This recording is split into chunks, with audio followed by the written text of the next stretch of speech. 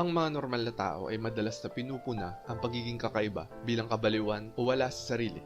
Pero di nila nare-realize na ang pagiging weirdo na ito ay isang senyales ng pagiging matalino ng isang tao.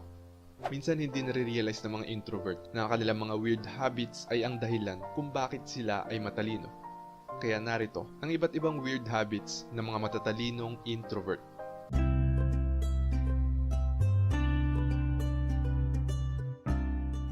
Number 1. Mahilig silang mag-daydream. Panigurado naman siguro na nakakita ka na ng isang introvert na nakatulala sa kawalan. Maaaring kilalanin ito ng mga normal na tao bilang isang boring na gawain o isang loner mode nang hindi nilalaman na ang introvert na yon ay talagang nagdi-daydream.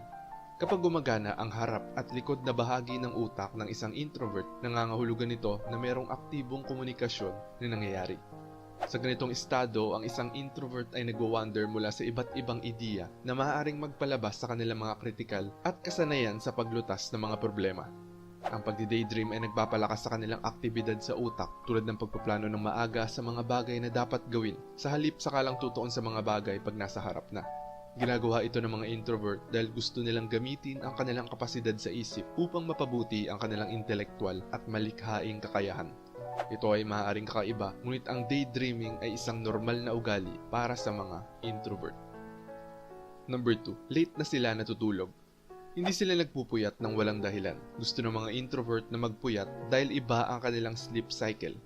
Ayon sa mga pag-aaral, pag mas mataas ang IQ ng isang tao, ay mas malaki ang tsansa nila na matulog ng late. Subukan mong tanungin ng isang matalinong introvert kung ano ang ginagawa nila sa gabi.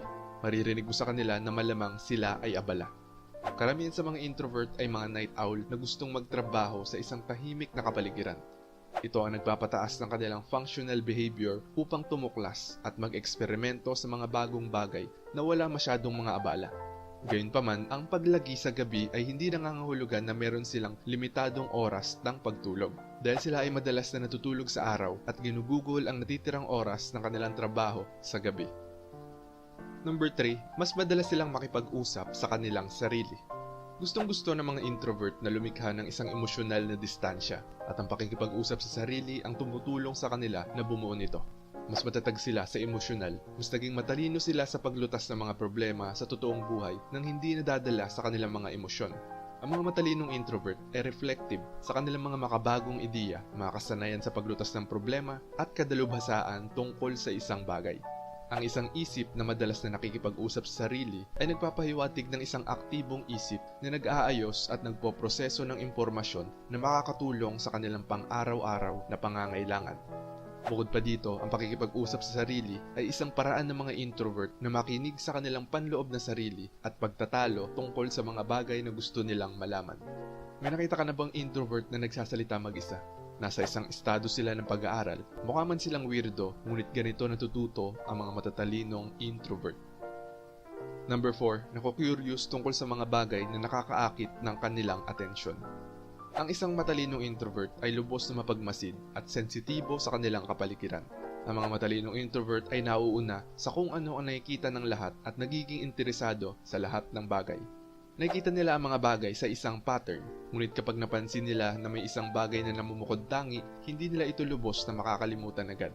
Maaring ito ay mga kawili-wiling tao, kultura, hayop, kasaysayan o lahat ng bagay tungkol sa mundo.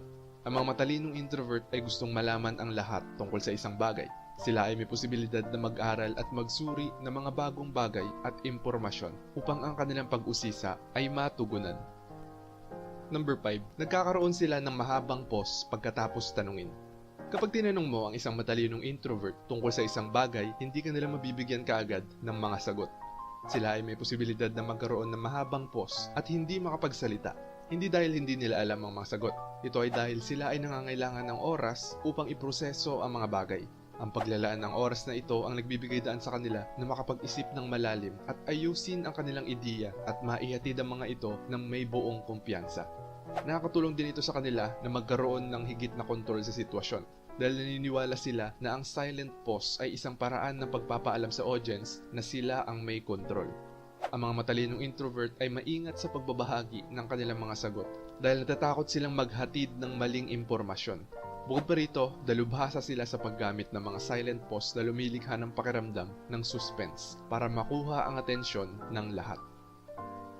Number 6, mag-isa silang nag-e-explore upang malutas ang mga problema.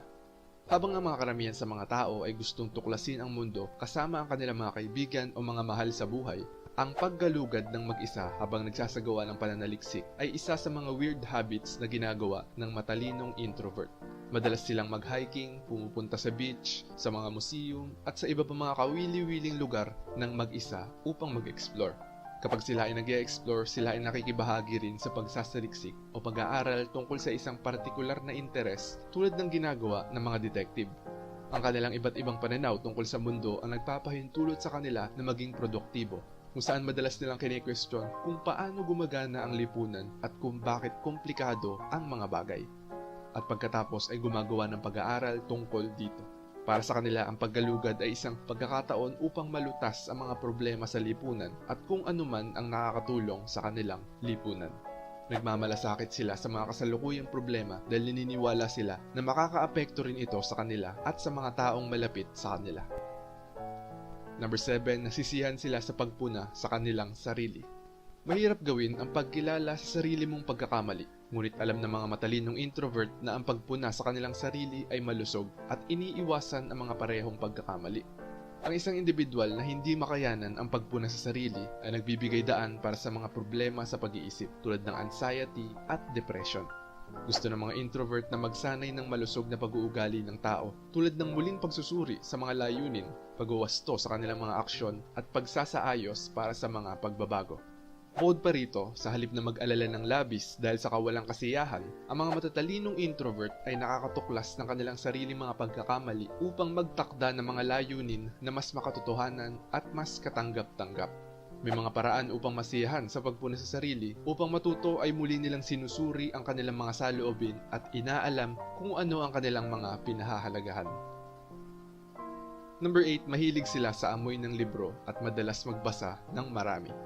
Karamihan sa mga tao ay hindi mahilig magbasa ng makakapal na libro o anumang uri ng mga libro. Ngunit ang mga introvert ay gustong-gusto ang amoy ng mga libro at binabasa ito ng matagal sa loob ng mahabang panahon kaysa sa mga karaniwang tao.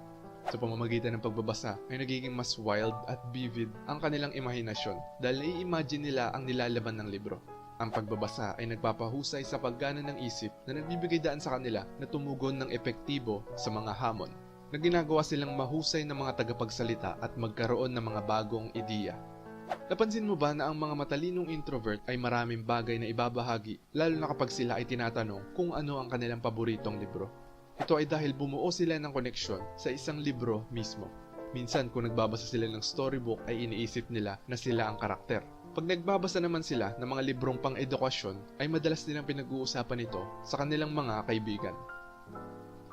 At number 9, ugali nila ang paglikha ng kanilang sariling kaligayahan. Ang kaligayahan ay ang malikhaing proseso na nilikha para sa iyong sarili at iyon ang dahilan kung bakit ang mga matalinong introvert ay lubos na independent. Ang kanilang kaligayahan ay nagmumula sa kanilang interes, aktibidad at iba pang gawain na nagbibigay kasiyahan sa kanila. Hindi sila umaasa sa kanilang kapaligiran dahil naniniwala sila na kakaunti lang ang nakakaintindi sa kanila. Pansinin kung paano nabubuhay ang mga matalinong introvert sa isang araw na walang gaanong pakikipag-ugnayan. Nabubuhay sila dahil na-e-enjoy nila ang kanilang pag-iisa. Para sa mga extrovert, mahirap ang walang interaksyon. Ngunit ang mga introvert ay matalino upang malaman ang mga pakinabang ng pagiging kontento at masaya. Ang kasiyahan ay ang susi sa pagkamit ng kaligayahan. Dahil kapag ang isang tao ay patuloy na nagbibigay ng kahulugan ng kaligayahan, ayon sa mga pamantayan ng lipunan, hindi niya makakamit ang katuparan na kailangan ng isang tao.